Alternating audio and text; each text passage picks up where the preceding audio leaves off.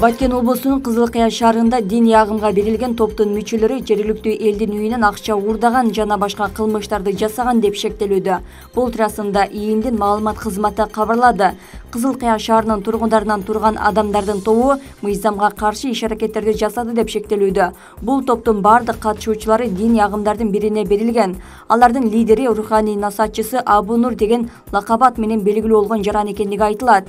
Алар башка дагы кылмыштарга шектелип тергөө башталган. Мындан тышкары бул адамдардын тобу укук коргоо органдарынын кызматкерлерине баш ийбей каршылык көрсөткөн жана башка мыйзамга каршы аракеттерди жасашкан деп шектелип жатат. ИИМдин кылмыш иликтөө башкы башкармалыгынын түштүк аймагы боюнча уюшкан кылмыштуулукка каршы күрөшүү башкармалыгынын жана Баткен облустук ички иштер башкармалыгынын кызматкерлери кылмышка шектүүлөрдүн үйлөрүн тинтүүгө алышкан.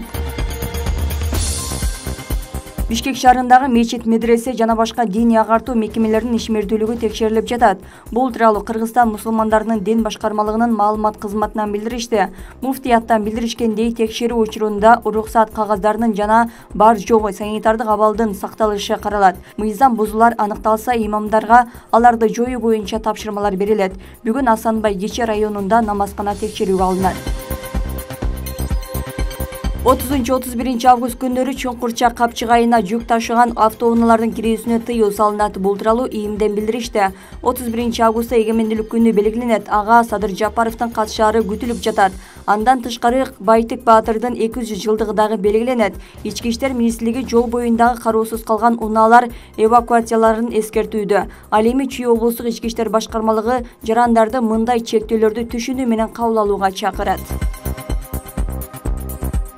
Ош облусунун Чоң Алай районундагы Лелин чокусуна жайгашкан лагерде 2 адам каза болду. Бул тууралуу маалыматты Ош облустук милициясы тастыктады. Алардын бири кыргызстандык болсо, экинчиси Россиянын жараны экендиги айтылды. 28 августта саат 20:55 чамасында Кашка суу айыл аймагынын ачык таш тилкесинде жайгашкан Лелин чокусунда деңиз деңгээлинен 6100 метр бийиктикте Россиянын 38 жаштагы жараны каза болгон. Маркумдар тууралуу кабар Чоң Алай райондук ички иштер башкармалыгынын нөөмөт бөлүмүнө келип түшкөн. Бул Чоң Алай райондук ички иштер башкармалыгынын электрондук журналына катталып, тергөө амалдары жүрүп жатат. Учурда тергөө тобу тарабынан маркумдардын сөөгүн чокудан алып түшүү иштери жүргүзүлүп жатат деп айтылат маалыматта.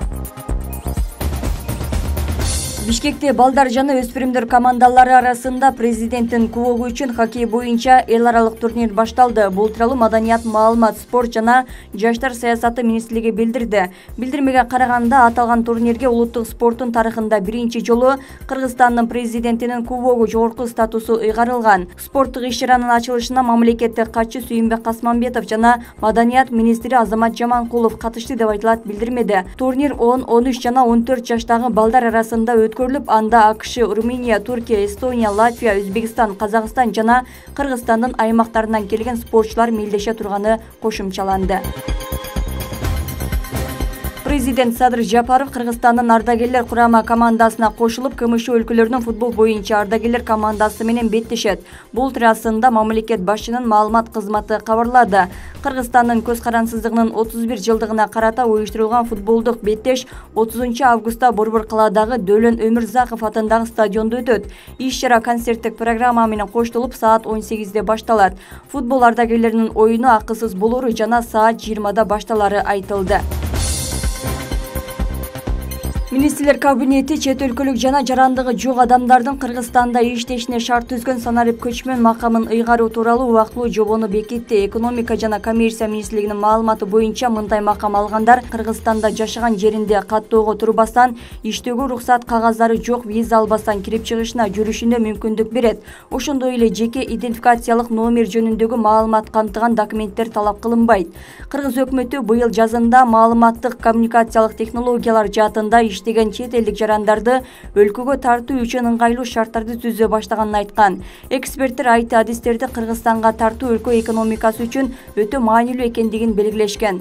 Президент Садыр Жапаров апрелде санарип көчмөндөр үчүн жагымдуу шарттарды түзүү боюнча тескемеге кол койгон. Анда айты чөйрөсүндө иштеген заманбап чыгармачыл жана жогорку квалификациялуу адистерди, инвесторлорду жана ишкерлерди тартуу жана ишканаларды ачуу, инновациялык долбоорлорду жана экономиканын жогорку технологиялык тармактарын өнүктүрүүнү көздөй тургандыгын белгилеген.